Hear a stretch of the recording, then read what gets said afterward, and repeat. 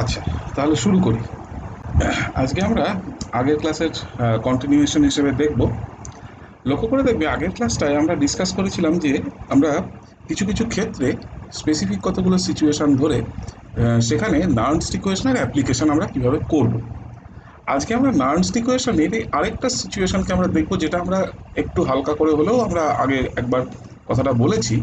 আজকে আমরা সেটাকে একটু ডিটেলসে দেখব এবং আমরা এখানে দেখার চেষ্টা করব যে কিভাবে ইকুইলিব্রিয়াম কনস্ট্যান্ট আমরা ক্যালকুলেট করতে পারি, starting from the values of standard potentials. আজকের ক্লাসের শেষে আমি তোমাদেরকে যে মেটেরিয়ালটা দেব, সেই মেটেরিয়ালের একদম শেষ প্রান্তে দেখবে কতগুলো পাতা দেওয়া থাকবে। সেই পাতাগুলোতে একটা টেবিলের মতন বেশ লম্বা, বেশ কয়েক পাতা জুড়ে এরকম করা আছে। বিভিন্ন সিচুয়েশনে এই স্ট্যান্ডার্ড পোটেনশিয়ালগুলোর ভ্যালু দেওয়া আছে। এই পোটেনশিয়ালগুলোর ভ্যালু, যেমন এর আগের দিন আমাকে একটা প্রশ্ন করেছিলে যে এই পোটেনশিয়ালগুলোর ভ্যালু জেনারেলি যখন আমরা কোনো নিউমেরিক্যাল প্রবলেম করতে দিই বা এরকম কোথাও কোনো নিউমেরিক্যাল প্রবলেম থাকে, সেখানে সাপ্লাই করে দেওয়ার কথা। কিন্তু নিজেরা যখন করবে কোনো এতে, সাধারণত বইগুলোতে যেটা হয়, আমি যখন তোমাদেরকে কোনো নিউমেরিক্যাল প্রবলেম দেবো, আজকেই আমি একটা সেট অফ প্রবলেমস দিয়ে দেবো, তখন দেখবে যে তার সাথে অনেক জায়গাতেই তোমার স্ট্যান্ডার্ড পোটেনশিয়ালগুলো দেওয়া হয় না। এটা ধরে নেওয়া হয় যে যে নিউমেরিক্যাল প্রবলেমটা করছে সে বইয়ের পাতার ভেতরে গিয়ে, ওই চ্যাপ্টারের ভেতরে গিয়ে ওই স্ট্যান্ডার্ড পোটেনশিয়ালের ভ্যালুটা সে দেখে নেবে। তো যাতে দেখতে কোনো অসুবিধা না হয়, আমি তার জন্য এক জায়গাতে সমস্ত স্ট্যান্ডার্ড পোটেনশিয়ালগুলো আমি তোমাদেরকে আজকের ক্লাস মেটেরিয়ালের সাথে দিয়ে দেবো পরে। এখন ঘটনা হচ্ছে যে যখন আমরা এই স্ট্যান্ডার্ড পোটেনশিয়ালগুলোকে ব্যবহার করে কোনো একটা ডেফিনিট ইলেকট্রোডের ক্ষেত্রেই হোক বা কোনো একটা সেলের ক্ষেত্রেই হোক, আমরা যখন ইকুইলিব্রিয়াম কনস্ট্যান্ট ক্যালকুলেট করতে চেষ্টা করি, তখন বেসিক্যালি আমরা নার্নস ইকুয়েশনেরই একটা ফর্মকে ব্যবহার করি। লক্ষ্য করবে যে আগের ক্লাসগুলোতে আমরা এরকম একটা আলোচনা করেছিলাম যে আন্ডার দ্য স্ট্যান্ডার্ড কন্ডিশন, মানে যখন সত্যি সত্যি আমাদের টেম্পারেচারটা 298.15 কেলভিন, প্রেশারটা 1 অ্যাটমসফিয়ারিক প্রেশার, এবং সমস্ত তোমার স্পিসিস যেগুলো প্রেজেন্ট আছে ইন দ্য মিডিয়াম, যারা ইলেকট্রোলাইট এটসেট্রা এটসেট্রা, তাদের কনসেন্ট্রেশনগুলো বা অ্যাক্টিভিটি যেভাবেই আমরা বলি না কেন, সাধারণত ডাইলিউট সলিউশন নিয়ে কাজ করা হলে কনসেন্ট্রেশন অথবা অ্যাক্টিভিটি এই দুটো আলাদা করা মিনিংলেস হয়ে যায়। মানে অ্যাক্টিভিটিগুলোকে কনসেন্ট্রেশন টার্ম দিয়ে রিপ্লেস করাই যায়। তো সেই রকম সিচুয়েশনে আমরা এইরকম একটা জিনিস অলরেডি দেখে এসেছি যে আমরা করসপন্ডিং সেলের যেটা standard free energy change, standard গিভস ফ্রি এনার্জি চেঞ্জ, তাকে আমরা রিলেট করতে পারি with the standard potential of the cell or the standard potential of the electron. অর্থাৎ ডেল্টা জি জিরোকে আমরা minus n F E zero করে লিখতে পারি। এবং যেহেতু আমাদের এই রিলেশনশিপটা from the basic idea of chemical equilibrium আমাদের জানা, আমরা তার মানে ইজিরোকে ডিরেক্টলি এই দুটো রিলেশনশিপকে ব্যবহার করে ইজিরোকে আমরা ডিরেক্টলি কানেক্ট করতে পারি থ্রু দিস। তাহলে এসেনশিয়ালি এই এক্সপ্রেশনটা আমাদের একটা জিনিসই বলে দেয় পরিষ্কার, যে যদি নার্নস ইকুয়েশন হতো তাহলে এলএন কে এর জায়গায় এলএন কিউ থাকতো, রিয়াকশন কোশেন্টটা থাকতো। অর্থাৎ এমন একটা জিনিস থাকতো যেটা actually away from the equilibrium situation. আমাদের এসেনশিয়ালি নার্নস ইকুয়েশন এটা দেখায় যে ইকুইলিব্রিয়াম সিচুয়েশনে যেতে গেলে আমাদের কি করতে হবে, বা র্যাদার ইকুইলিব্রিয়ামে পৌঁছানোর রাস্তাটা কিরকম। Essentially under the condition of equilibrium this is the actual situation. তাহলে লক্ষ্য করো, কোনো একটা সিচুয়েশনে আমরা যদি কোনো একটা সেলের সাথে associated standard potential of the সেলকে ক্যালকুলেট করে ফেলতে পারি using the value of the standard electrode potentials, তাহলে ওই ধরনের সেলের সাথে অ্যাসোসিয়েটেড যে সেল রিয়াকশনটা ঘটছে, ওভারঅল সেল রিয়াকশনটা, সেই ওভারঅল সেল রিয়াকশনটা যখন ইকুইলিব্রিয়াম সিচুয়েশনে যাবে, সেই ইকুইলিব্রিয়াম সিচুয়েশনে গেলে তার করসপন্ডিং ইকুইলিব্রিয়াম কনস্ট্যান্টের ভ্যালুটা আমরা এখান থেকে পেয়ে যাব। তাহলে এসেনশিয়ালি ইলেকট্রোকেমিস্ট্রি ইন জেনারেল বা এই ধরনের ইকুইলিব্রিয়াম ইলেকট্রোকেমিস্ট্রি এমন ইলেকট্রোকেমিস্ট্রি যেখানে ইলেকট্রোডগুলো রিভার্সেবল এবং ওভারঅল সেল রিয়াকশনটা রিভার্সেবল। এইরকম সিচুয়েশনে দেখো, আমাদের বেসিক নার্নস ইকুয়েশন অথবা তার থেকে বেরিয়ে আসা কোনো একটা ফর্ম আমাদেরকে সাহায্য করছে ইকুইলিব্রিয়াম কনস্ট্যান্টকে ক্যালকুলেট করতে। তাহলে লক্ষ্য করো যে আমাদের যদি এরকম একটা সিচুয়েশন হয় যে আমরা ইকুইলিব্রিয়াম কনস্ট্যান্টটা ক্যালকুলেট করতে চাই, তাহলে আমাদের এই ই জিরোর ভ্যালুটা দরকার। তাহলে হয় আমরা এই কাজটা করতে পারি যে ই জিরোর জানা ভ্যালুকে ইউজ করে ইকুইলিব্রিয়াম কনস্ট্যান্ট বার করতে পারি, অথবা কেউ ঘুরিয়ে এরকম একটা জিনিস বলতে পারে যে আমি তোমাকে একটা কোনো রিয়াকশনের সাথে অ্যাসোসিয়েটেড ইকুইলিব্রিয়াম কন্ডিশনে থাকা অবস্থায় সেই ইকুইলিব্রিয়াম সিচুয়েশনটাকে ডিসক্রাইব করে দিলাম এবং তার ইকুইলিব্রিয়াম কনস্ট্যান্টের ভ্যালুটা বলে দিলাম, আমরা ঘুরিয়ে ই জিরোটাকে ক্যালকুলেট করতে পারি। তার মানে যে কোনো একটা জিনিস আমরা এই ধরনের ইকুয়েশন থেকে ক্যালকুলেট করে নিতে পারি। আমি এটা খুব সিম্পল এক্সাম্পল দেখাচ্ছি। মনে করো এরকম ধরনের একটা কোথাও সেল আছে, যে সেলে এরকম একটা ঘটনা ঘটছে যেখানে একটা থ্যালিয়াম থ্যালিয়াম প্লাস ইলেকট্রোড আছে, খুব আনকমন ইলেকট্রোড, কিন্তু মাঝে মাঝে ব্যবহার করা হয়, কারণ একটু পরেই বলছি। এবং তার সাথে কাপলড আছে আরেকটা ইলেকট্রোড, যেটা হচ্ছে স্ট্যানাস এবং টিন, মানে SN2 প্লাস SN ইলেকট্রোড, অর্থাৎ আমার সেলটা দেখতে এরকম। ওকে, এখন এইটা যখন বলে দিলাম, এইটা বলে দেওয়ার সাথে তার মানে এবার আমার দায়িত্ব হচ্ছে তোমাদেরকে করসপন্ডিং স্ট্যান্ডার্ড পোটেনশিয়ালগুলো বলে দেওয়া। না হলে এই সেলটার জন্য আমি overall standard potential associated with the cell আমি ক্যালকুলেট করতে পারবো না। তাহলে আমি স্ট্যান্ডার্ড পোটেনশিয়ালগুলো বলে দিচ্ছি। কিভাবে বলছি? আমি বলে দিচ্ছি স্ট্যান্ডার্ড রিডাকশন পোটেনশিয়ালগুলো, অর্থাৎ দুটো ক্ষেত্রেই আমি রিডাকশনের সাথে অ্যাসোসিয়েটেড প্রসেসটার যে পোটেনশিয়াল, সেই পোটেনশিয়ালগুলো দিচ্ছি। অর্থাৎ কিনা টিন যদি রিডিউসড হয়ে, মানে SN2 প্লাস যদি রিডিউসড হয়ে টিন হয়, স্ট্যানাস যদি পিওর মেটালিক টিনে রিডিউসড হয়, তাহলে তার যে স্ট্যান্ডার্ড পোটেনশিয়াল সেটাও বলে দিলাম। এবং ঠিক একই রকমভাবে থ্যালিয়াম প্লাস যদি রিডিউসড হয়ে মেটালিক থ্যালিয়াম হয়, তার সাথে অ্যাসোসিয়েটেড রিডাকশন পোটেনশিয়াল সেটাও বলে দিলাম। প্রথমত লক্ষ্য করো যে এই দুটো ক্ষেত্রেই একটা জিনিস স্পষ্ট, যে এদের স্ট্যান্ডার্ড ইলেকট্রোড পোটেনশিয়াল দুটোই নেগেটিভ। তাহলে দুটোই যদি নেগেটিভ স্ট্যান্ডার্ড ইলেকট্রোড পোটেনশিয়াল হয়, তার মানে এদের সাথে এই স্ট্যান্ডার্ড ইলেকট্রোড পোটেনশিয়ালকে ইউজ করে আমি যদি ডেল্টা G0 গুলো ক্যালকুলেট করি, সেই ডেল্টা G0 গুলো এসেনশিয়ালি পজিটিভ আসবে, তাই না? Because take up this relation, এই রিলেশনশিপটা দিয়ে দেখো। তার মানে এই যে দুটো রিয়াকশন যার ক্ষেত্রে আমি এই স্ট্যান্ডার্ড পোটেনশিয়ালগুলো সাপ্লাই করে দিচ্ছি, এই দুটো এমন রিয়াকশন, দুটোই নন স্পন্টেনিয়াস রিয়াকশন। ওকে, কিন্তু এবার দুটোই নন স্পন্টেনিয়াস হোক না হোক তা দিয়ে আমাদের কিছু আসে যায় না এসেনশিয়ালি, কারণ আমাকে সেলটা তৈরি করে দেওয়া হয়েছে। যেহেতু আমাকে ওভারঅল সেলটা তৈরি করে দেওয়া হয়েছে, আমি একটা জিনিস এখান থেকে স্পষ্টভাবে দেখতে পাচ্ছি। কি? লক্ষ্য করো, থ্যালিয়ামের রিডাকশন পোটেনশিয়াল বেশি নেগেটিভ স্ট্যানাসের রিডাকশন পোটেনশিয়ালের তুলনায়। আমি যদি উল্টো করে লিখতাম দুটো রিয়াকশনকেই, আমি যদি থ্যালিয়াম মেটাল থেকে থ্যালিয়াম প্লাস প্লাস ইলেকট্রন করে লিখতাম, মানে অক্সিডেশন করে লিখতাম, তাহলে এই পোটেনশিয়ালটার ভ্যালু প্লাস আসতো। ঠিক একই রকমভাবে একে যদি আমি ঘুরিয়ে উল্টো করে অক্সিডেশন করে লিখতাম, এই পোটেনশিয়ালটার ভ্যালুও প্লাস আসতো। এবার লক্ষ্য করে দেখো, এই পোটেনশিয়ালটা ইন ম্যাগনিচিউড যেহেতু বেশি, তাহলে ইন প্রেজেন্স অফ থ্যালিয়াম, মানে থ্যালিয়াম যেখানে প্রেজেন্ট আছে সেই রকম জায়গাতে টিনের প্রেজেন্সে থ্যালিয়াম কিন্তু সিলেক্টিভলি বেশি অক্সিডাইজড হওয়ার প্রবণতা দেখাবে। ওকে, তার মানে আমি যদি থ্যালিয়ামকে এবং টিনকে একই জায়গায় এই দুটো হাফ সেলকে আমি যদি একসাথে কাপল করে দেওয়ার চেষ্টা করি, করে এরকম দেখতে কোনো একটা সেল বানাই, তাহলে সেই সেলে প্রেফারেন্সিয়ালি অক্সিডাইজড হবে কিন্তু thallium, because it has a higher positive value of oxidation potential. কারণ অক্সিডেশন পোটেনশিয়ালটা পজিটিভ, মানে ওইদিকে রিয়াকশনটা স্পন্টেনিয়াস। এইটা মাথায় রাখো। ওকে, তার মানে কি হলো?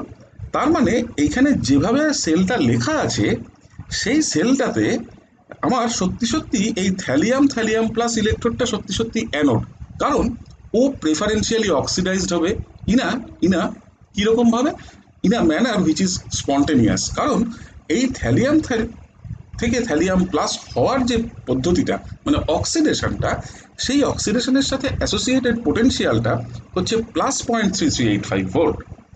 তার মানে আমি এই অ্যানালিসিসটা, এই রিডাকশন পোটেনশিয়াল বা যে ধরনেরই পোটেনশিয়াল আমাকে দেয়া থাকুক না কেন, এটা দেখে আমি প্রথমে করে নেব।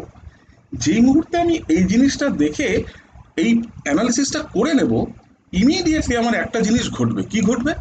ইমিডিয়েটলি আমার যে জিনিসটা ঘটবে সেটা হচ্ছে যে আমি বুঝে গেলাম যে আমাকে যে সেল রিয়াকশনটা দেওয়া হয়েছে, সেই সেল রিয়াকশনটা বা যেভাবে সেলটাকে লিখে দেওয়া হয়েছে, সেই সেলের লেখাটা ঠিক কি ভুল। মানে ঠিক কি ভুল কিসের রেসপেক্টে বিচার করি? স্পন্টেনিয়াস কি নন স্পন্টেনিয়াসের রেসপেক্টে। তার মানে অ্যাটলিস্ট এটুকু ঠিক যে থ্যালিয়াম যদি স্ট্যানাস টিন এই সিস্টেমের সাথে প্রেজেন্ট থাকে, তাহলে প্রেফারেন্সিয়ালি এর অক্সিডেশন হবে। তার মানে একে লেফট হ্যান্ড সাইডে রেখেছি, ফাইন। তার মানে this will act as the anode. ব্যাস, এই অ্যানালিসিসটা যেই হয়ে গেল, আমরা সঙ্গে সঙ্গে কিন্তু এই করসপন্ডিং সেলটার ক্ষেত্রে আমরা ওভারঅল সেল রিয়াকশনটা লিখে ফেলতে পারবো। তার মানে আমি জেনে গেলাম যে থ্যালিয়াম থেকে থ্যালিয়াম প্লাস হচ্ছে অক্সিডেশন, এবং সেই জায়গায় স্ট্যানাস থেকে টিন হচ্ছে। হাফগুলো বসিয়েছি কেন? একটাই সিম্পল কারণ, দেখো এখানে একটা 1 ইলেকট্রন ট্রান্সফার হচ্ছে, এখানে একটা 2 ইলেকট্রন ট্রান্সফার হচ্ছে। আমি ইচ্ছে করলে এটাকে 2 দিয়েও গুণ করতে পারতাম, একই ব্যাপার হতো। ঠিক আছে, ওকে। শুধু তফাৎ কিসে হতো, যদি আমি এটাকে 2 দিয়ে গুণ করে লিখতাম তাহলে ইট উড হ্যাভ মিন্ট, এটা আমাকে কি দেখাতো, যে 2 মোল ইলেকট্রন ট্রান্সফার হচ্ছে। হ্যাঁ, আমি যেভাবে এখানে লিখেছি সেটা 1 মোল ইলেকট্রন ট্রান্সফার। এর আগের দিনকার ক্লাসটার কথা ভাবো, সেখানে আমি 1 মোল ইলেকট্রন ট্রান্সফার হলে কি হবে এবং 2 মোল ইলেকট্রন ট্রান্সফার হলে কি হবে সেটা বলেছি। এখানে ঠিক সেই ঘটনাটাই ঘটছে। ঠিক আছে, তার মানে আমার যেহেতু এই দুটো স্ট্যান্ডার্ড ভ্যালু আমাকে দেওয়া আছে, তাহলে এই দুটো স্ট্যান্ডার্ড ভ্যালুকে ব্যবহার করে আমি একটা কাজ এখান থেকে সিম্পল ভাবে করতে পারি। সেটা কি, আমি এই ওভারঅল সেলটার জন্য আমি সেলটার স্ট্যান্ডার্ড ইলেকট্রোড পোটেনশিয়ালটাকে ক্যালকুলেট করে ফেলতে পারি। তাহলে ওভারঅল সেলটার ক্ষেত্রে আমি স্ট্যান্ডার্ড ইলেকট্রোড পোটেনশিয়ালটাকে ক্যালকুলেট করে ফেললাম। ওকে, তাহলে এর যা সাইন আছে দেখো লক্ষ্য করে, এটা যেহেতু রিডাকশন পোটেনশিয়াল হিসেবে দেওয়া আছে, হচ্ছে আসলে অক্সিডেশন, তাহলে সেই কারণে আমি এর সাইনটাকে ঘুরিয়ে লিখলাম। স্ট্যানাসের ক্ষেত্রে এটা সত্যি সত্যি রিডাকশনই হচ্ছে এবং এই সেলের মধ্যেও সত্যি রিডাকশন হচ্ছে, এখানে দেওয়াও আছে রিডাকশন, ন্যাচারালি ওটাকে আমি আনঅল্টার্ড রাখলাম, রেখে যা ভ্যালু আসলো তার কথা আমি বললাম। তাহলে দেখো, তাহলে গিভেন যে এই রকম ধরনের কোয়ান্টিটিগুলো আমাকে সাপ্লাই করা আছে, এরকম সাপ্লাইড কোয়ান্টিটিগুলোকে ব্যবহার করে তার মানে আমি ই0টাকে ক্যালকুলেট করে ফেলতে পারি। তাহলে যেই মুহূর্তে দেখো আমি ই0 ক্যালকুলেট করে ফেলতে পারি, ইমিডিয়েটলি আমি এটাকে নিয়ে গিয়ে এই ইকুয়েশনে বসাতে পারি আন্ডার দ্য স্ট্যান্ডার্ড কন্ডিশন। মাথায় রাখবো আন্ডার দ্য স্ট্যান্ডার্ড কন্ডিশন। তার মানে যেই মুহূর্তে বলে দিলাম যে আন্ডার দ্য স্ট্যান্ডার্ড কন্ডিশন, তাহলে আমার টেম্পারেচারটা ফিক্সড হয়ে গেল। তার মানে আমি জানি যে আমার টেম্পারেচার বসাতে হবে 298.15। ওকে, তাহলে এবার আমি আর এর ভ্যালু বসালাম, টেম্পারেচারের ভ্যালু বসালাম, ফ্যারাডে কনস্ট্যান্ট বসালাম। ফ্যারাডে কনস্ট্যান্ট ইচ্ছে করলে 96500ও বসাতে পারো, এটা মনে রাখা সোজা। কেউ যদি মনে করো আমি এক্স্যাক্ট ফ্যারাডে কনস্ট্যান্টের ভ্যালু বসাবো, তাহলে 96484 বসাবে, তাতেও কোনো অসুবিধা নেই। 96500 বসালেও কেউ তোমার উত্তর কাটতে পারবে না। ঠিক আছে, ফাইন। তাহলে এই তিনটে কনস্ট্যান্টের ভ্যালু আমি এখানে বসিয়ে দিলাম। হ্যাঁ, এই তিনটে কনস্ট্যান্টের ভ্যালু আমি যেই মুহূর্তে এখানে বসিয়ে দিলাম এবং তার সাথে আমি আমার ক্যালকুলেটেড এই overall electrode potential associated with the cell, standard electrode potential, সেইটাকে আমি বসিয়ে দিলাম। বসিয়ে দিয়ে এটাকে যদি ক্যালকুলেট করো, তাহলে আমার এর ভ্যালুটা আসে 0.0592 ডিভাইডেড বাই একটা এন থাকে। এনটা কি, কত মোল অফ ইলেকট্রন ট্রান্সফার হয়েছে। লক্ষ্য করো যেভাবে আমি হাফ বসিয়ে রিয়াকশনটা লিখেছি, এইভাবে লিখলে this amounts to an electron transfer of 1 unit. তার মানে আমি 1 লিখে দিলাম, দিয়ে এখানে লগ কে এর ভ্যালু লিখলাম। ওকে, ফাইন। তাহলে যেই মুহূর্তে এই কাজটা করলে সঙ্গে সঙ্গে কে এর ভ্যালু বেরোলো এটা। এবার একটা জিনিস নোটিস করো এখানে, সেটা হচ্ছে এরকম যে কে এর যেই এই ভ্যালুটা বেরিয়ে গেল, তাহলে এই পার্টিকুলার রিয়াকশনের জন্য কে এর এক্সপ্রেশনটা লেখো। তাহলে কি হচ্ছে, কে এর এক্সপ্রেশন মানে ইকুইলিব্রিয়াম কনস্ট্যান্টের এক্সপ্রেশন লিখতে গেলে আমার ওভারঅল সেল রিয়াকশনটা চাই।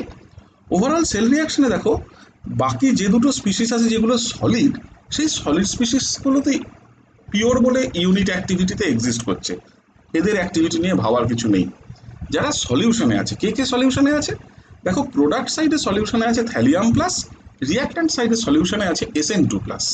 ওকে, এখন লক্ষ্য করে দেখো, তার মানে যেহেতু SN2 প্লাসের সামনে একটা হাফ আছে, তাহলে আমার ইকুইলিব্রিয়াম কনস্ট্যান্টের এক্সপ্রেশনটা লেখার সময় আমার সেই SN2 প্লাসের করসপন্ডিং অ্যাক্টিভিটিটাকে রেইজ করতে হবে, তার পাওয়ার হিসেবে তার অ্যাপ্রোপ্রিয়েট স্টয়কিওমেট্রিক কোএফিসিয়েন্টটা আমাকে বসাতে হবে।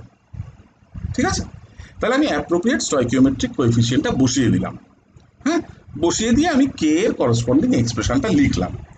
আচ্ছা, এবার লক্ষ্য করে দেখো, ঠিক একই কাজ, হ্যাঁ সেম কাজ কোনো আরেকজন ব্যক্তি এইভাবে করতে পারতো। সে বলতে পারতো যে না, তুমি যেমন এখানে হাফ দিয়ে গুণ করে এটাকে 1 ইলেকট্রন ট্রান্সফার করে দেখিয়েছো, আমি তা করব না। আমি এই থ্যালিয়ামের এই যে এই পার্টিকুলার প্রসেসটা, মানে থ্যালিয়ামের যখন অক্সিডেশন হচ্ছে, এই থ্যালিয়ামের অক্সিডেশন প্রসেসটাকে আমি 2 দিয়ে গুণ করে 2 ইলেকট্রন ট্রান্সফার দেখাবো। ফাইন, তাহলে সে 2 ইলেকট্রন ট্রান্সফার দেখালো, তাহলে তার পরিবর্তন কি আসবে, তাহলে তার এই এন এর ভ্যালুটা যেটাকে আমি এখানে 1 লিখেছি, এই এন এর ভ্যালুর জায়গায় এই 1 এর জায়গায় তার একটা 2 আসবে। সাইমালটেনিয়াসলি আরেকটা জায়গায় কিন্তু চেঞ্জ হয়ে যাবে। কোথায় চেঞ্জ হবে লক্ষ্য করো, কে এর যখন আমি ভ্যালুটা বার করব in terms of this expression, তখন অ্যাক্টিভিটি অফ SN2 প্লাস তার মাথায় আর হাফ থাকবে না, কিন্তু থ্যালিয়াম প্লাসের অ্যাক্টিভিটির মাথায় একটা স্কোয়ার থাকবে। তাহলে এই জিনিসটাকে আমার মাথায় রাখতে হবে। লক্ষ্য করে দেখো, এই যে থ্যালিয়াম প্লাসের অ্যাক্টিভিটির মাথায় স্কোয়ারটা আছে, দিস স্কোয়ার ইজ ইম্পর্ট্যান্ট। এই স্কোয়ারটা ইম্পর্ট্যান্ট। হুম এই স্কোয়ার টার্মটা কিন্তু তার মানে আমার এই কে এর ভ্যালুটাকে অন্যরকম ভাবে ডিটারমাইন করবে। ওকে, তার মানে আমার অ্যাকচুয়াল কে এর ভ্যালু ডিপেন্ড করছে যে আমি রিয়াকশনটাকে কিভাবে লিখছি।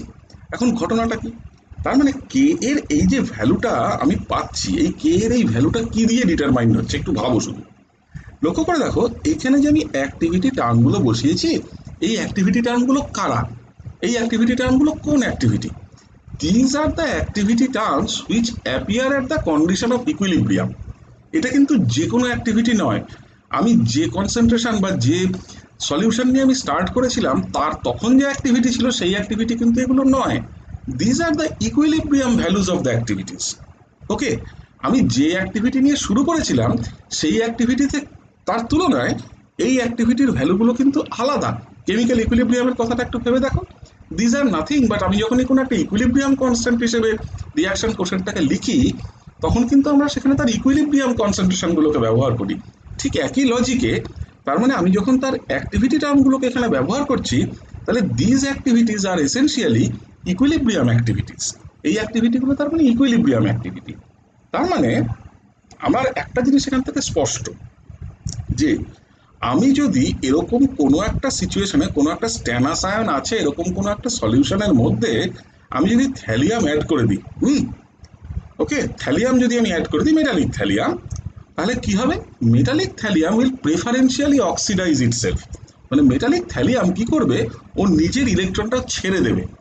যেহেতু মিডিয়ামের মধ্যে স্ট্যানাস আয়ন প্রেজেন্ট আছে, সেই স্ট্যানাস আয়ন ইনস্ট্যান্টানিয়াসলি ওই ইলেকট্রনগুলোকে ক্যাপচার করবে, ওই ইলেকট্রনগুলোকে কেড়ে নেবে। যে ইলেকট্রনগুলো থ্যালিয়াম নিজের হাই অক্সিডেশন করার প্রবণতা আছে বলে যে ইলেকট্রনগুলো থ্যালিয়াম ছাড়ছে, এবং রিয়াকশনটা এইভাবে প্রসিড করবে। কতক্ষণ অবধি প্রসিড করবে? এই রিয়াকশনটা কতক্ষণ অবধি এইভাবে প্রসিড করবে? যতক্ষণ নাকি ইকুইলিব্রিয়ামটা অ্যাচিভড হয়। ইকুইলিব্রিয়াম কখন অ্যাচিভড হবে? তখন আমি বলবো যে ইকুইলিব্রিয়ামটা তখনই অ্যাচিভড হবে যখন নাকি অ্যাক্টিভিটি অফ থ্যালিয়াম এই equilibrium constant times square root of activity of স্ট্যানাসের সাথে সমান হবে। তার মানে আমি যদি ইকুইলিব্রিয়াম কনস্ট্যান্টের ভ্যালু বার করে ফেলি, তাহলে একটু আগে বার করেছি, তাহলে ইকুইলিব্রিয়াম কনস্ট্যান্টের ভ্যালু যদি এটা হয়, তাহলে যখন থ্যালিয়ামের অ্যাক্টিভিটি এবং আমার টিনের অ্যাক্টিভিটির মধ্যে এই রিলেশনশিপটা এস্টাবলিশড হবে, তখনই একমাত্র আমি বলবো যে the equilibrium condition has been achieved. তার মানে লক্ষ্য করো, যে কোনো একটা এরকম ধরনের মানে এরকম টাইপ অফ ইলেকট্রোকেমিক্যাল রিয়াকশনের ক্ষেত্রে স্ট্যান্ডার্ড কন্ডিশন ব্যবহার করে এই যে আমরা ইকুইলিব্রিয়াম কনস্ট্যান্টের ভ্যালুগুলো বার করছি, এই ভ্যালুগুলো কিন্তু জাস্ট কতগুলো ভ্যালু নয়। আমি যখন পরে তোমাদের আরো নিউমেরিক্যাল প্রবলেম দেবো এবং করাবো, তখন ব্যাপারটা আরো স্পষ্ট হবে যে এই ইকুইলিব্রিয়াম কনস্ট্যান্টগুলোর সাথে অ্যাসোসিয়েটেড সিগনিফিক্যান্সটা কি। সিগনিফিক্যান্সের জায়গাটা এটা যে যখনই কোনো একটা ইলেকট্রোকেমিক্যাল রিয়াকশন ঘটছে, ঠিক অর্ডিনারি কেমিক্যাল রিয়াকশনের মতোই, হ্যাঁ, ঠিক অর্ডিনারি কেমিক্যাল রিয়াকশনের মতোই কিন্তু এই ইলেকট্রোকেমিক্যাল রিয়াকশনগুলোর ঘটার পেছনে একটা কারণ আছে। এই রিয়াকশনগুলো ইকুইলিব্রিয়ামের দিকে যাবে। এবার এই ইকুইলিব্রিয়ামের দিকে যাওয়ার যে পদ্ধতিটা, সেই যাওয়ার পদ্ধতিটা কিন্তু আমরা জেনারেলি ইকুইলিব্রিয়াম ইলেকট্রোকেমিস্ট্রিতে স্টাডি করি না। লক্ষ্য করো, কোথাও কিন্তু আমি কোনো কাইনেটিক্সের কথা বলছি না। যাওয়ার পদ্ধতি মানে কি, কিভাবে কনসেন্ট্রেশন চেঞ্জ করছে উইথ টাইম, কিভাবে প্রোডাক্ট কনসেন্ট্রেশন বাড়ছে উইথ টাইম, অথবা কিভাবে রিয়াক্ট্যান্ট কনসেন্ট্রেশন ডিক্রিজ করছে বা কমছে উইথ টাইম, এই জিনিসগুলো কিন্তু আমরা কোথাও ইলেকট্রোকেমিস্ট্রির এই জায়গাটার মধ্যে স্টাডি করছি না। আমরা যে জিনিসটা স্টাডি করছি এসেনশিয়ালি, সেটা হচ্ছে ইকুইলিব্রিয়ামে রিচ করার পরের সিচুয়েশনটা, যেখানে দাঁড়িয়ে আমি ইকুইলিব্রিয়াম কনস্ট্যান্টটাকে বার করতে পারি, সেই বার করার জায়গাটাকে আমরা দেখছি। ওকে, এখন প্রশ্ন হচ্ছে যে এই ধরনের প্রিন্সিপল আমরা যখন সত্যি সত্যি কোনো একটা সিস্টেমের ক্ষেত্রে কাজে লাগাই, হ্যাঁ, যখন কোনো প্রপার সিস্টেমের ক্ষেত্রে কাজে লাগাই, তখন আমরা নানান রকম সিচুয়েশন ফেস করি। কেন? দেখো, একটা সেল বলে মানে এরকম তো কোনো জিনিস না যে যে জিনিসটা ওইভাবেই তৈরি হয়। একটা সেল বলে কোনো কিন্তু কিছু হয় না অ্যাজ সাচ। একটা সেলকে এসেনশিয়ালি আমাদের সবসময় দেখতে হয় as a combination of two half cells. Half cell মানে কি? ইলেকট্রোড এবং তার সাথে অ্যাসোসিয়েটেড ইলেকট্রোলাইট। তাকে আমরা হাফ সেল বলি। একটা হাফ সেলের নিজের কোনো ক্ষমতা নেই ইলেকট্রিসিটি প্রডিউস করার, একটা এরকম ধরনের হাফ সেলের। কিন্তু দুটো হাফ সেলকে যদি আমি সঠিকভাবে জুড়ে দিতে পারি, তাহলে সেই রকম দুটো হাফ সেলের জুড়ে দেওয়ার পরের যে জিনিসটা তৈরি হলো, যাকে আমরা সেল বলছি, তার ক্ষমতা আছে ইলেকট্রিসিটি প্রডিউস করার। তার মানে দেখো, যে কোনো একটা সেলের প্রপার্টি, হ্যাঁ, তার মানে ডিটারমাইন্ড হয় এই প্রপার্টি অফ হাফ সেল গুলো দিয়ে। কি ধরনের হাফ সেলকে আমি, কি ধরনের হাফ সেল নিয়ে এসে আমি জুড়ে একটা সেল তৈরি করেছি, তার উপরে নির্ভর করে যে এই যে সেলটা আমি দুটো হাফ সেলকে জুড়ে তৈরি করলাম, সেই সেলের প্রপার্টি কিরকম হবে, সেই সেল থেকে আমি কি কি ধরনের ইনফরমেশন বার করতে পারবো। এরকম বহু সেল আছে, যেমন এটা একটা এক্সাম্পল, যেখান থেকে আমি ইকুইলিব্রিয়াম কনস্ট্যান্ট বার করতে পারি। এরকম অনেক সেল আছে যে সেলের সেল রিয়াকশন থেকে এবং সেই সেলে নার্নস্ট ইকুয়েশন অ্যাপ্লাই করে সেই ইকুয়েশন থেকে আমরা পিএইচ বার করতে পারি মিডিয়ামটার। তার মানে লক্ষ্য করো, এই ধরনের সিচুয়েশন যেখানেই এই ধরনের সেল আসবে, depending on the nature of the half cells or depending on the nature of the electrodes, যাদেরকে কাপল করে, যাদেরকে জুড়ে এই সেল তৈরি করছি, তাদের নেচারের উপর নির্ভর করে সেলের প্রপার্টিগুলো ডিপেন্ড করে। ওকে, তার মানে দেখো, আসল ঘটনাটা মানে আসল জায়গাটা এই তোমার ইকুইলিব্রিয়াম ইলেকট্রোকেমিস্ট্রি বলো বা ইলেকট্রোকেমিক্যাল সেলের কথাই বলো, তার মানে আসল জায়গাটা লুকিয়ে আছে কিন্তু ইলেকট্রোডের মধ্যে। তার মানে যত ধরনের ইলেকট্রোড হবে, তত বৈচিত্র্য সেলের জায়গাতেও আসবে। আমি যত রকমের নানান রকম ইলেকট্রোড তৈরি করতে পারবো, সেই ইলেকট্রোডগুলোকে একটার সাথে আরেকটা জুড়ে জুড়ে জুড়ে জুড়ে নানান রকম ধরনের সেল আমরা তৈরি করতে পারবো। নানান রকম ধরনের সেল যখন তৈরি করতে পারবো, তাদেরকে দিয়ে নানান রকমের কাজ আমরা করিয়ে নিতে পারবো। ফর এক্সাম্পল, দুটো এক্সাম্পল দিলাম, একটা হচ্ছে ইকুইলিব্রিয়াম কনস্ট্যান্ট বার করা, একটা হচ্ছে পিএইচ মাপা। ঠিক একই রকম ভাবে সলিবিলিটি প্রোডাক্ট মাপা যায়। তার মানে ডিপেন্ড করছে যে আমি কি ধরনের সেল নিয়ে কাজ করছি, মানে কি ধরনের ইলেকট্রোড নিয়ে কাজ করছি। তার মানে ইলেকট্রোডের প্রকারভেদের সাথে সাথে সেলের ভ্যারাইটি পাল্টায়। তাহলে এখন ইলেকট্রোড কত ভ্যারাইটির হয়, তাহলে ইলেকট্রোডগুলোর নেচার কিরকম কিরকম হতে পারে, আমরা তো কতগুলো উদাহরণ দেখছি মাত্র, আমরা তো কতগুলো স্পেসিফিক ইলেকট্রোডের কথা বলেছি। সেই ইলেকট্রোডগুলো, এগুলোই তো সব না, নানান রকম ইলেকট্রোড থাকতে পারে। এই ইলেকট্রোডগুলোর কি কোনো ক্লাসিফিকেশন আছে? এই ইলেকট্রোডগুলো কত রকমের হতে পারে তার সম্বন্ধে কি কোনো আমাদের আইডিয়া আছে? আছে। ঘটনাটা হচ্ছে যে এই ইলেকট্রোডগুলো নানান ধরনের হতে পারে। দেখা যায় আমাদের ঠিক যেরকম ওই ভিবজিওরের সাতটা, যেমন আমাদের সাতটা বেসিক রং, যেরকম আমাদের সাতটা ওই গানের সারেগামা পাধানি যেরকম সাতটা সুর, ঠিক সেরকমভাবে ইলেকট্রোডের টাইপও সাতটা। অদ্ভুত ব্যাপার সেটা হচ্ছে যে দেখা যায় যে তুমি যত রকমের ইলেকট্রোড তুমি ভাবো না কেন, সব করে আলটিমেটলি দাঁড়াবে যে দেয়ার আর 7 ডিস্টিংক্ট ক্লাসেস অফ ইলেকট্রোডস। সেই জন্যে এই ইলেকট্রোডগুলোকে ক্লাসিফাই করা হয় ইনটু 7 ডিস্টিংক্ট ক্লাসেস। আমাদের এই প্রত্যেকটা সাতটা ক্লাসের প্রত্যেকটা ইলেকট্রোডকে আমাদের একটু একটু করে জানতে হয়। আমি তোমাদেরকে আজকে এই সাতটার মধ্যে কয়েকটা ইলেকট্রোডের ক্লাস সম্বন্ধে বলে দিই এবং তাদের বেসিক নেচারটা বলে দিই। তাহলে যেটা সুবিধা হবে, পরবর্তীকালে আমরা যখনই এই ইলেকট্রোডগুলোকে ব্যবহার করব এবং এই ইলেকট্রোডগুলোকে ইউজ করে আমরা কোনো সেল কনস্ট্রাক্ট করব, তখন আমাদের কাজটা সুবিধাজনক হয়ে যাবে। তার মানে লক্ষ্য করো যে এই ধরনের যে কোনো একটা সেল কনস্ট্রাক্ট করতে গেলে আমাকে প্রথম তার মানে দেখে নিতে হবে যে আমি কোন ধরনের ইলেকট্রোড নিয়ে কাজ করছি। তাহলে এই সাতটা ইলেকট্রোড কারা?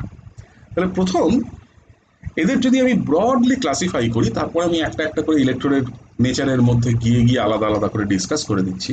তাহলে আমি যদি এই প্রথম সাতটা ইলেকট্রোডকে ক্লাসিফাই করি, তাহলে সবচেয়ে কমন যে ইলেকট্রোডটা দেখবে, আমি যবে থেকে পড়াচ্ছি তবে থেকে যতগুলো এক্সাম্পল দিয়েছি, তার মধ্যে এই ইলেকট্রোডগুলো, এই ইলেকট্রোডটার কথা কোথাও না কোথাও আমি বলেছি, ইভেন আজকেও বলেছি।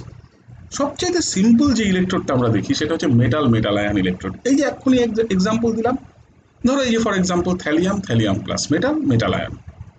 Stannous, tin, metal metal ion. এই ইলেকট্রোডগুলো হচ্ছে সব থেকে কমন, মানে কারোর যখন কোনো ইলেকট্রোড মাথায় আসে না, তখন সে এই ইলেকট্রোডটা বানায়, মেটাল মেটাল আয়ন ইলেকট্রোড।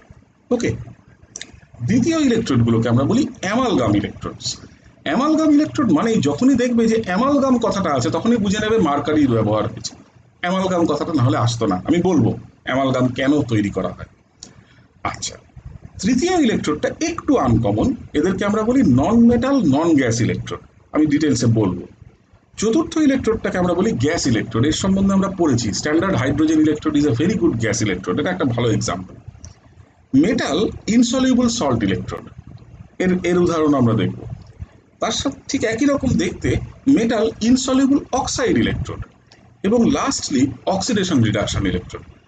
এই সাতটা হচ্ছে বেসিক ক্লাস, যে ক্লাসে আমরা বিভিন্ন ইলেকট্রোডদেরকে ফেলতে পারি।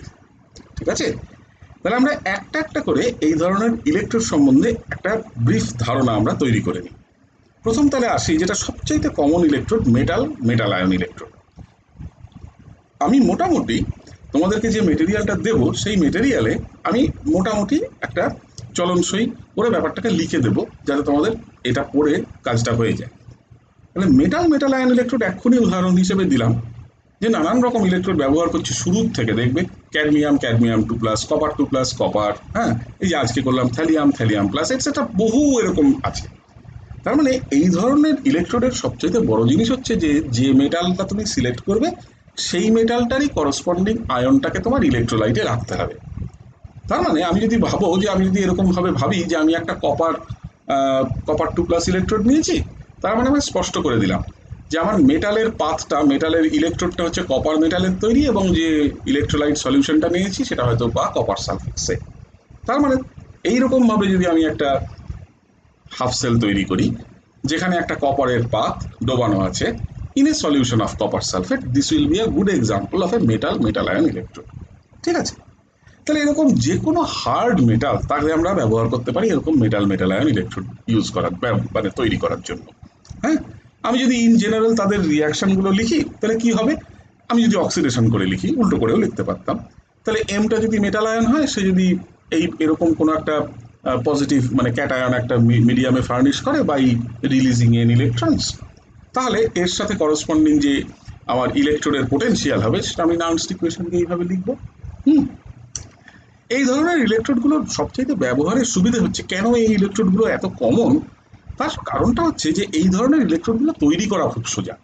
কারণ আমার একটা পিওর মেটালের একটা টুকরো হলেই হয়, তার একটা সারফেস এরিয়াটা যদি জানা থাকে খুব ভালো, এরকম একটা পিওর মেটালের টুকরো এবং তার করসপন্ডিং ইলেকট্রোলাইটের কোনো একটা এমন ইলেকট্রোলাইট নাও, এমন কোনো একটা সল্ট নাও ওই মেটালটারই, যেটা ভালো রকমভাবে ওয়াটার ইনসলিউবল হলে তার ইলেকট্রোলাইট প্রপার্টি সে দেখাবে না, সে বেশিরভাগটাই নিচে পড়ে থাকবে। তাহলে একটা ওয়াটার সলিউবল সল্ট নাও, ব্যাস ইলেকট্রোলাইট সলিউশন তৈরি হয়ে গেল, সেই মেটালটাকে নিয়ে ওই ইলেকট্রোলাইট সলিউশনের মধ্যে ডুবিয়ে দাও, your half cell is ready. তাহলে এই ধরনের ইলেকট্রোডের পপুলারিটির কারণ হচ্ছে এইটা, যে এদের বানানো খুব সোজা, এদের তৈরি করা খুব সোজা, এবং এদের সাথে অ্যাসোসিয়েটেড যে ইলেকট্রোড পোটেনশিয়ালগুলো আছে, এই ইলেকট্রোড পোটেনশিয়ালগুলো এদের মাপাও সোজা, এবং এদের টেম্পারেচার কোএফিসিয়েন্টগুলো সম্বন্ধেও আমাদের একটা ভালো ধারণা আছে। ওকে, নেক্সট আরেকটা যে ইলেকট্রোডটার কথা আমরা আলোচনা করব সেটা হচ্ছে অ্যামালগাম ইলেকট্রোডস। একটু আগেই বললাম যে অ্যামালগাম ইলেকট্রোডের কথা বলা মানেই হচ্ছে যে মার্কারি আছে। তাহলে এখন প্রশ্ন হচ্ছে যে কেন মার্কারিকে বা মানে অ্যামালগাম ইলেকট্রোডের প্রয়োজনীয়তাটা কি? প্রয়োজনীয়তাটা এই জায়গায়, মার্কারি একটা এক্সট্রিমলি হাই ইলেকট্রোপজিটিভিটির ওয়ালা একটা মেটাল। মার্কারি থেকে ইলেকট্রন বার করে নেওয়া খুব সোজা, মানে এক্সট্রিমলি ইলেকট্রোপজিটিভ, কোনো অসুবিধা নেই। কিন্তু মার্কারির নিজের সবচাইতে বড় সমস্যা হচ্ছে যে মার্কারি নিজে হচ্ছে লিকুইড মেটাল। তার মানে মার্কারি দিয়ে আমি কোনো সলিড ইলেকট্রোড তৈরি করার কথা কোনোদিন আশাও করতে পারবো না। কিন্তু আমি চাই মার্কারিকে ব্যবহার করতে ইন ইলেকট্রোকেমিস্ট্রি, আমি কি করব? তাহলে আমি কি করব? এইরকম জায়গাতে যেখানে আমি মার্কারির এই ইলেকট্রোপজিটিভিটির প্রপার্টিটাকে ব্যবহার করতে চাই, অথচ মার্কারি লিকুইড হওয়ার জন্য আমি তাকে ডিরেক্টলি ইউজ করতে পারছি না, তখন একমাত্র সহজ রাস্তা যেটা খোলা থাকে সেটা হচ্ছে মার্কারির অ্যামালগাম তৈরি করে ফেলো। যে কোনো একটা মেটাল নাও, সেই মেটালটাকে তুমি মার্কারির মধ্যে চুবিয়ে দাও। Once you dip it in mercury, মার্কারির একটা কোটিং পড়ে যায় এই মেটালটার ওপরে। ওকে, এরপর যেটা করতে পারো, তুমি এই ইলেকট্রোডটাকে তুমি ইউজ করতে পারো অ্যাজ অ্যান ইলেকট্রোড। কিন্তু লক্ষ্য করো এখানে যেটা ঘটেছে, এখানে পিওর মার্কারি নেই, পিওর মেটালও নেই। যেটা হয়েছে সেটা হচ্ছে এদের একটা অ্যামালগামেশন হয়েছে। অ্যামালগামেশনটা অনেকটা অ্যালয় ফরমেশনের মতো মতো কিন্তু প্রপার অ্যালয় নয়। অ্যামালগামের স্ট্রাকচার ডিটেলসে যখন পরে পরে যখন সলিড স্টেট কেমিস্ট্রি পড়বে সলিড স্টেট কেমিস্ট্রি পড়তে গিয়ে দেখবে অ্যামালগামের একটা প্রপার স্ট্রাকচার আছে। স্ট্রাকচারালি এরা অনেকটা অ্যালয়ের মতো, কিন্তু সঠিকভাবে এরা অ্যালয় নয়। Amalgams are very special kind of, এদের একটা স্পেশাল ধরনের স্ট্রাকচার আছে। শুধু এইটুকু মাথায় রেখো যে অ্যামালগাম ফর্মেশন হলে যেটা ঘটে সেটা হচ্ছে যে মেটালটার সাথে তুমি অ্যামালগাম তৈরি করলে সেই মেটালটার অ্যাক্টিভিটি কমে যায় এবং মার্কারির অ্যাক্টিভিটি বেড়ে যায়। এটা হচ্ছে সব থেকে মানে simple description of an amalgam. এই ধরনের অ্যামালগাম ইলেকট্রোড যদি তৈরি করি আমরা, এতে সুবিধা হচ্ছে এই যে মার্কারিটার অ্যাক্টিভিটি বেড়ে গেল। তার মানে এসেনশিয়ালি আমরা মার্কারির এই মেটালিক প্রপার্টিটাকে সলিড স্টেটে ট্রান্সফার করে নিয়ে গিয়ে তাকে ব্যবহার করতে পারছি। অ্যামালগাম ইলেকট্রোড তৈরি করার পেছনে উদ্দেশ্য এটাই। আবার আরেকটা ক্ষেত্রেও অ্যামালগাম তৈরি করা হয়, অনেক ক্ষেত্রে, অনেক অনেক অনেক সিচুয়েশনে। যেমন কিছু কিছু মেটাল, যেমন ধরো লেড। হ্যাঁ, এই লেড টাইপ অফ মেটাল, এদেরকে ডিরেক্টলি ইলেকট্রোড হিসেবে ব্যবহার করার সাথে কতগুলো অ্যাসোসিয়েটেড সমস্যা থাকে। হ্যাঁ, সমস্যাটা হচ্ছে যে এই লেড ইনিশিয়ালি দেখা যায় যে জেনারেলি কোনো ইলেকট্রোলাইটিক সলিউশনে দিলেই তাতে যদি অ্যাসিড থাকে, লেডটা অত্যন্ত বেশি রিয়াক্টিভ। প্রোটনের প্রেজেন্সের লেড রিয়াকশন করতে থাকে, মানে ইলেকট্রোকেমিস্ট্রির মানে ওই ধরনের ইলেকট্রন এক্সচেঞ্জ করা ছাড়াও তারা রিয়াকশন শুরু করে দেয়।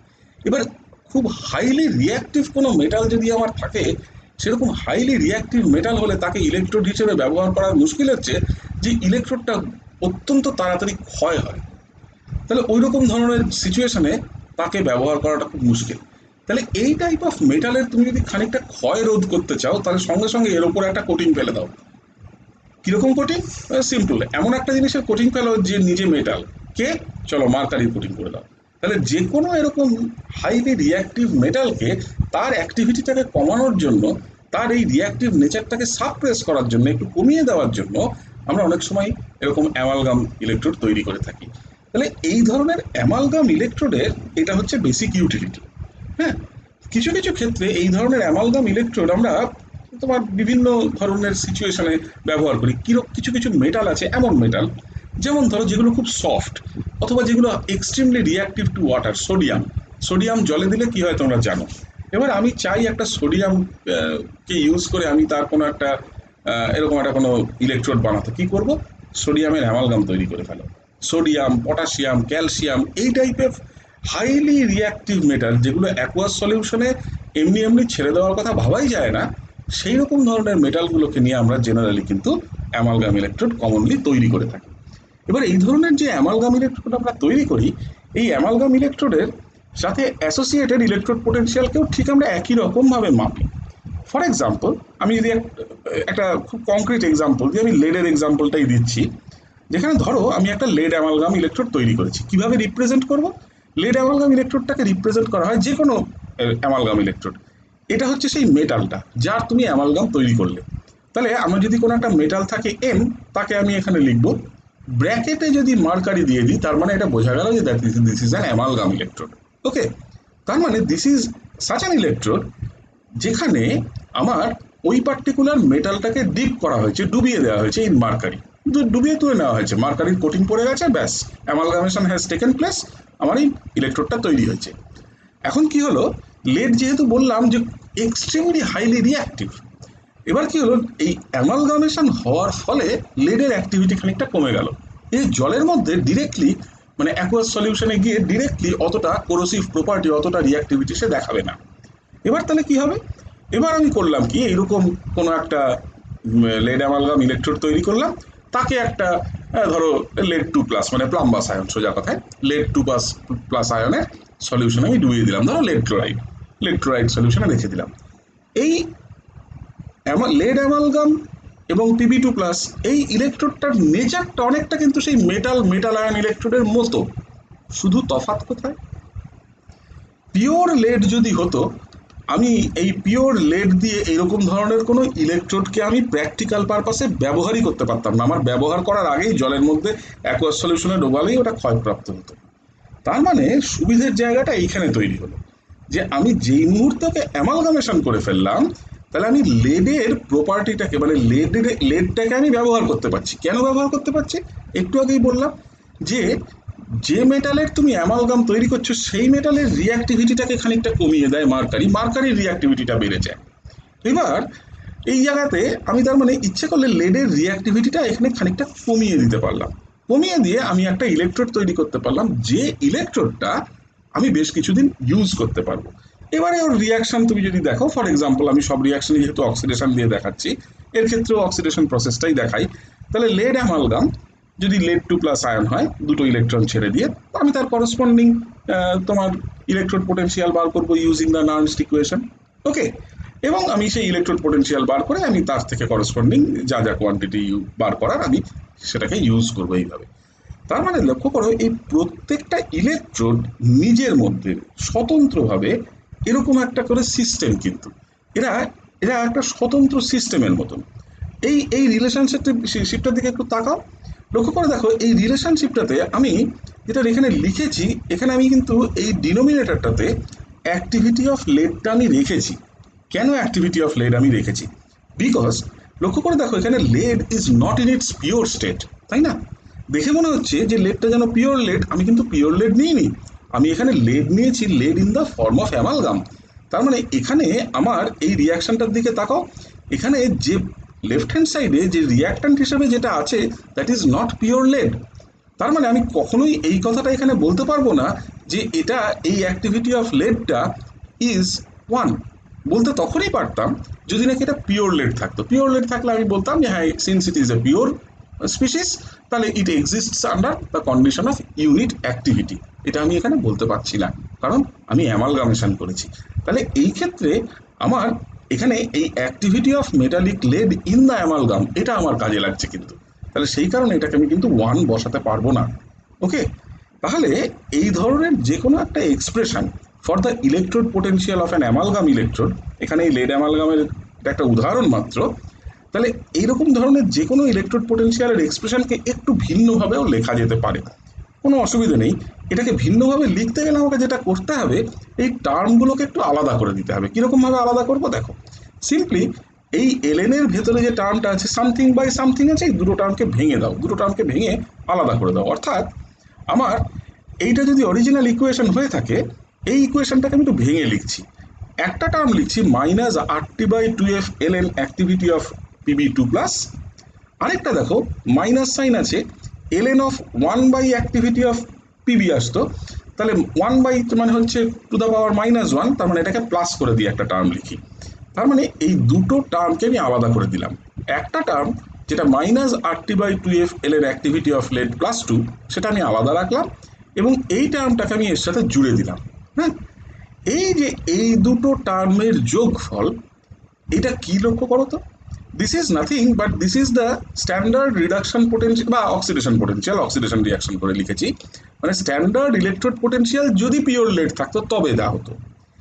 এবং এইখানে ln অফ এই activity of PB, since this represents the activity of lead in the amalgam, তাহলে এর ভ্যালুটা জানা থাকলে এইটা এই দুটোকে আমি একটা কমন টার্ম হিসেবে ট্রিট করে এদেরকে আমি একসাথে করে লিখতে পারি as the E0 of the lead amalgam electrode. Okay, তার মানে এটা জাস্ট লেখার ডিফারেন্স। তার মানে E0 PBA যেইভাবে লেখা, ইট represents the standard electrode potential of this particular amalgam electrode. তার মানে এই ধরনের, মানে এইভাবে আমরা যে কোনো একটা অ্যামালগাম ইলেকট্রোডের সাথে অ্যাসোসিয়েটেড স্ট্যান্ডার্ড ইলেকট্রোড পোটেনশিয়ালটাকে আমরা বার করতে পারি। এখন ঘটনাটা হলো যে এইরকম সিচুয়েশনে, যখনই আমাদের এরকম ধরনের কোনো সিচুয়েশনে আমরা যদি এই ইলেকট্রোড পোটেনশিয়ালগুলোকে এইভাবে লিখি, এই ইলেকট্রোড পোটেনশিয়ালগুলোই কিন্তু আমরা পরবর্তীকালে আমরা ইউজ করব যখন এই ধরনের কোনো ইলেকট্রোডকে দিয়ে আমরা কোনো সেল কনস্ট্রাক্ট করব। এই সেলের কনস্ট্রাকশনটা করবার সময় আমাদেরকে কতগুলো জিনিস তার মানে মাথায় রাখতে হচ্ছে। কি কি জিনিস মাথায় রাখতে হচ্ছে? ফার্স্ট অফ অল লক্ষ্য করো, আমাদের প্রথম যে জিনিসটা মাথায় রাখতে হচ্ছে যে যখনই আমরা এইরকম কোনো একটা ইলেকট্রোডকে ব্যবহার করব further to construct a cell, সেই সেলের কনস্ট্রাকশনে এই ধরনের ইলেকট্রোড প্রসেসগুলোকে আমার লিখতে হবে। তার মানে যখনই আমি হাফ সেল রিয়াকশন লিখব, হাফ সেল রিয়াকশন লেখার সাথে সাথে আমাকে নার্নস্ট ইকুয়েশন ইউজ করে আমি যখন সেই করসপন্ডিং ইলেকট্রোডটার পোটেনশিয়ালটা লিখব, this will be the expressions. তার মানে আমার যদি সব ধরনের ইলেকট্রোডের সাথে অ্যাসোসিয়েটেড পোটেনশিয়ালের নেচারটা জানা থাকে, এই ধরনের এক্সপ্রেশনের ফর্মটা আমার জানা থাকে, তাহলে আমার এটা লিখতে অনেক ইজি হবে। ওকে, এবার লক্ষ্য করো এই যে জিনিসটা মানে অ্যামালগাম তৈরি হলে আর অ্যামালগাম তৈরি না হলে তফাৎটা কোথায়। হুম এবার একটা যদি আমার কাছে সত্যি সত্যি এরকম হতো, ধরো আমি এরকম একটা কাজ করলাম, জোর করে কথাটা বলছি, যে এরকম একটা কাজ করলাম যে আমি একটা পিওর লেডের ইলেকট্রোড তৈরি করলাম, মনে মনে ভাবো যে আমি একটা পিওর লেডের ইলেকট্রোড তৈরি করেছি, একটা সিঙ্গেল পিওর লেড ইলেকট্রোড তৈরি হয়েছে, তাহলে সেই রকম একটা লেড ইলেকট্রোড যদি তৈরি করতাম, তার সাথে অ্যাসোসিয়েটেড ইলেকট্রোড পোটেনশিয়ালটাকে এইভাবে লিখতাম, কোনো মার্কারি নেই, কোনো অ্যামালগাম ফর্মেশন নেই, কিচ্ছু নেই। ওকে, ফাইন। এবং যেই তার আমি অ্যামালগাম তৈরি করে ফেলেছি, যেটা আমি আগে করলাম, তার ক্ষেত্রে আমার ইলেকট্রোড পোটেনশিয়াল লিখতে গেলে আমাকে অবভিয়াসলি এই এক্সপ্রেশনটা লিখতে হবে। ঠিক আছে, আমি যদি এই দুটো এক্সপ্রেশনের ডিফারেন্স বার করি, দিস মাইনাস দিস করি, তাহলে কি পাই দেখা যাক। তাহলে এসেনশিয়ালি আমি যদি এদের মধ্যেকার ডিফারেন্সটা বার করি, তাহলে this difference is nothing but this minus this, তাহলে এই দুটোর বিয়োগফল। তাহলে এসেনশিয়ালি দেখো এইটা কিন্তু ক্যান্সেল আউট করবে, যেটা পড়ে থাকলো সেটা হচ্ছে E0 পিবি, মানে পিওর লেডের যেটা electrode potential, minus E0 associated with the lead amalgam.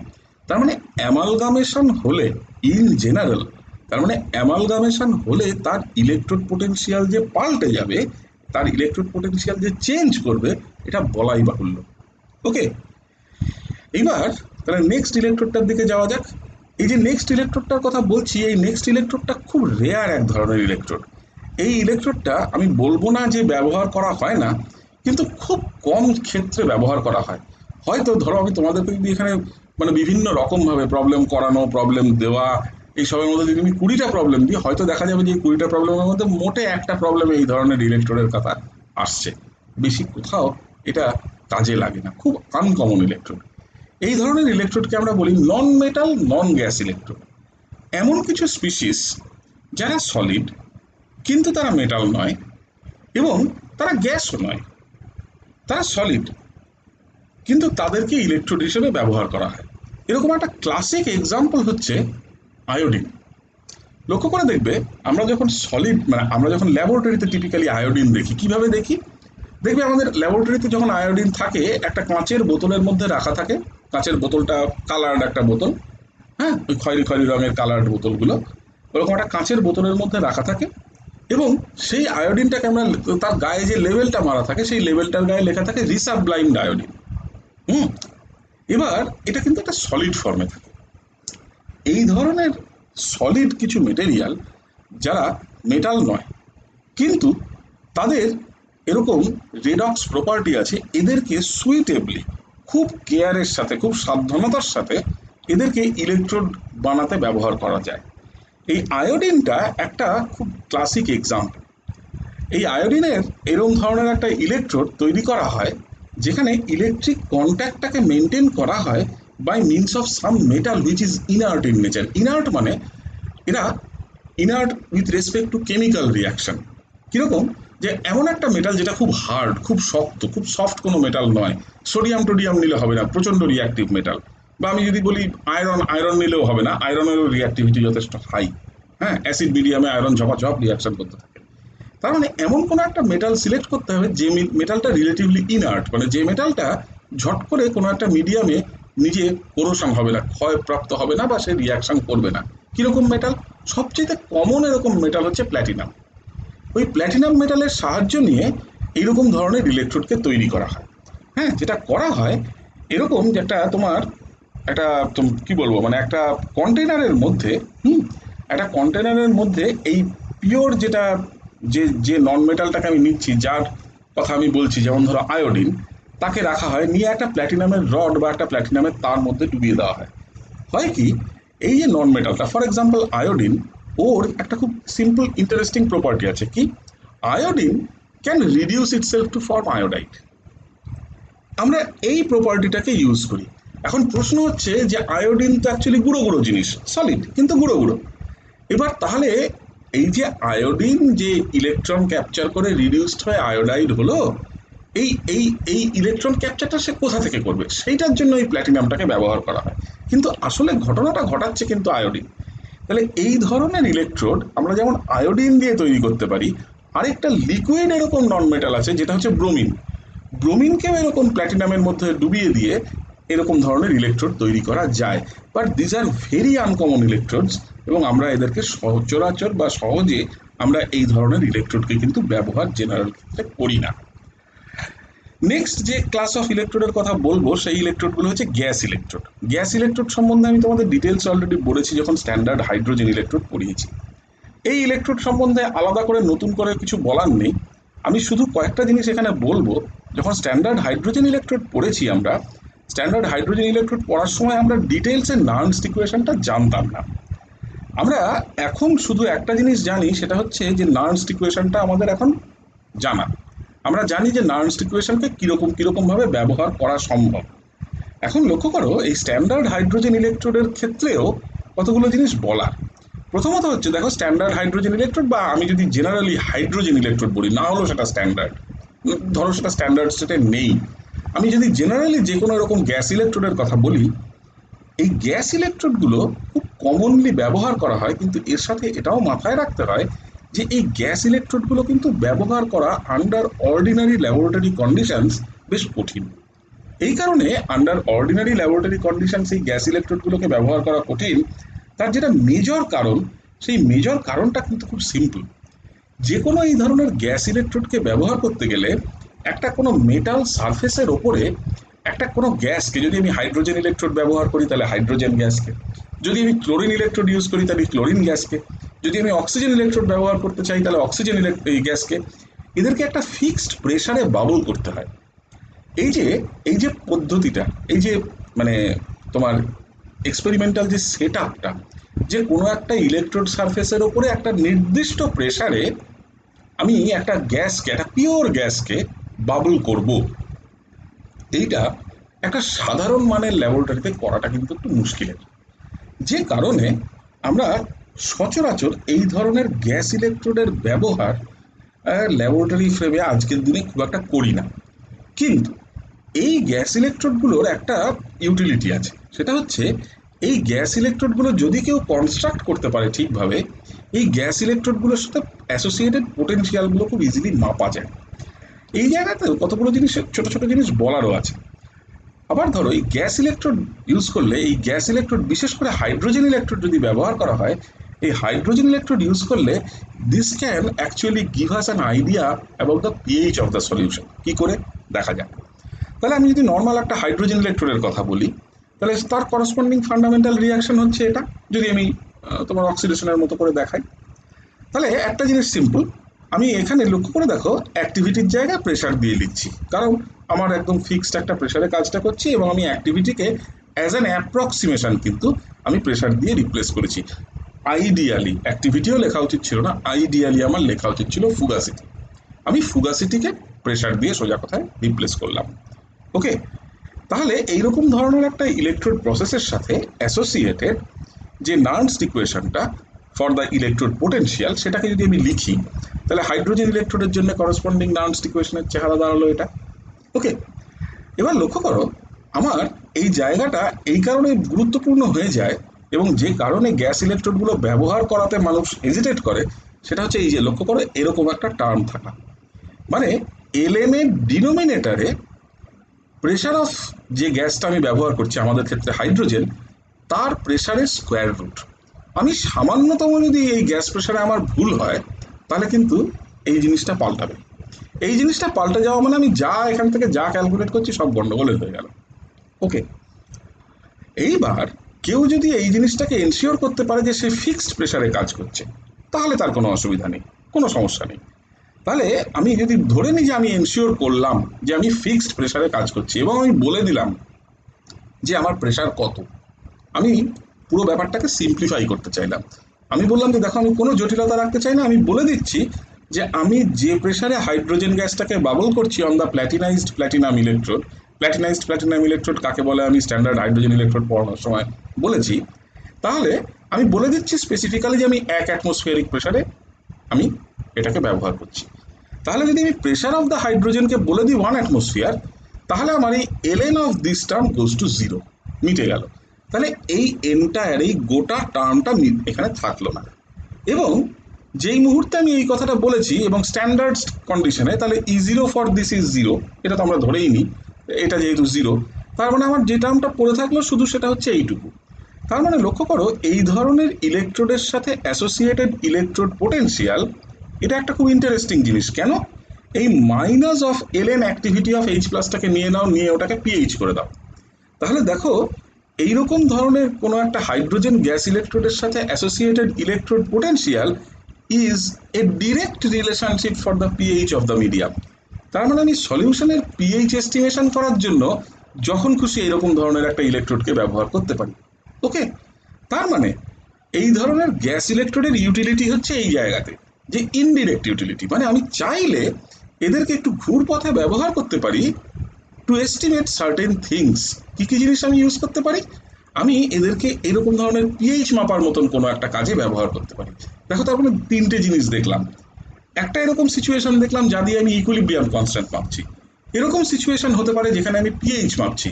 হ্যাঁ, এইরকম এই যে সিচুয়েশনগুলো, মানে সাধারণ কথায় এরকম ধরনের ইলেকট্রোকেমিক্যাল সেল অথবা এরকম ধরনের ইলেকট্রোকেমিক্যাল সেলের সাথে অ্যাসোসিয়েটেড ইলেকট্রোডগুলোকে ব্যবহার করে আমরা অন্য কতগুলো কোয়ান্টিটিকে যে মাপতে পারছি, এটা এই ইলেকট্রোকেমিক্যাল সেলের এই এন্টায়ার জিনিসটার পড়াশোনার সাথে খুব খুব ইন্টারেস্টিং ভাবে জড়িয়ে আছে। একটা দুটো ক্লাস পরেই আমরা আবার আরেকটা জিনিসের মাপার কথা বলবো, সলিবিলিটি প্রোডাক্ট। এরকম জিনিস আছে, বহু এরকম কোয়ান্টিটি আছে, যে কোয়ান্টিটিগুলোর মেজারমেন্ট কিন্তু আমাদের জন্য খুব সোজা হয়ে যায় এই ধরনের ইলেকট্রোকেমিক্যাল সিস্টেম থেকে। তার মানে সোজা কথায় আমরা এই ধরনের ইলেকট্রোকেমিক্যাল সিস্টেমগুলোকে ইন জেনারেল কাজে লাগাতে পারি to measure certain things, to measure certain properties of systems. Okay, আচ্ছা, তাহলে দেখো, আমি আজকের ক্লাসটাতে তোমাদেরকে কতগুলো স্পেসিফিক ইলেকট্রোডের কথাই বললাম। এরপরে আমি তোমাদেরকে আজকে এই ক্লাসটা শেষে আমি তোমাদেরকে যে মেটেরিয়ালটা পাঠাবো, সেই মেটেরিয়ালের পেছনে দেখবে একটা লম্বা লিস্ট, 8 পাতা মতো, তোমাদের একটু খুঁজতে হবে, খুঁজতে খুব একটা অসুবিধা হবে না, অ্যালফাবেটিক্যালি দেওয়া আছে। একটা লিস্টের মতন দেওয়া আছে যেখানে সমস্ত যত রকমের প্রায় পৃথিবীর সমস্ত এরকম ইলেকট্রোড যা যা দিয়ে সম্ভব, মানে এরকম রেডক্স প্রসেস, তাদের ক্ষেত্রে তাদের রিডাকশন পোটেনশিয়ালের ভ্যালুগুলো দেওয়া আছে আন্ডার স্ট্যান্ডার্ড কন্ডিশন।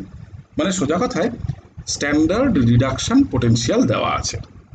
হুম, আর তার সাথে আরেকটা জিনিস দেওয়া আছে, সেই স্ট্যান্ডার্ড রিডাকশন পোটেনশিয়ালের টেম্পারেচার ভেরিয়েশন হলে তার ভ্যালু কত হবে সেটা দেওয়া আছে। এই এই দুটো ইনফরমেশন রেখে দেবে নিজেদের কাছে। যখনই কোনো প্রবলেম করবে তখন ওই টেবিলটা সামনে রাখবে, ওই টেবিলটার থেকে ভ্যালুটা ধরে নিয়ে দেখে নিয়ে কাজটা করবে। এক, দ্বিতীয়, কোনো কোনো ক্ষেত্রে আমি দেখাবো, সেরকম প্রবলেমও আমি দেখাবো, কোনো কোনো ক্ষেত্রে এরকম সিচুয়েশন অ্যারাইজ করতে পারে যেখানে তোমার দেখা গেল যে স্ট্যান্ডার্ড কন্ডিশনে সব কিছু দেওয়া আছে, কিন্তু তোমাকে একটা প্রপার্টি বার করতে বলেছে 31°C। তখন আমি কি করব? আমি 30°C স্ট্যান্ডার্ড ইএমএফ জানি না, তখন আমাকে কি করতে হবে? তখন আমারও ওই টেম্পারেচার ভেরিয়েশনের ইনফরমেশনটা কাজে লাগবে। সেই রকম জায়গায় গিয়ে টেম্পারেচার ভেরিয়েশনের ইনফরমেশনটা ব্যবহার করবে, দেখবে ওই ইলেকট্রোডগুলোর সাথে অ্যাসোসিয়েটেড টেম্পারেচার ভেরিয়েশনের ইনফরমেশনও ওখানে দেওয়া আছে। ওকে, এই জিনিসগুলোকে কাজে লাগাতে হবে। বোঝা গেল?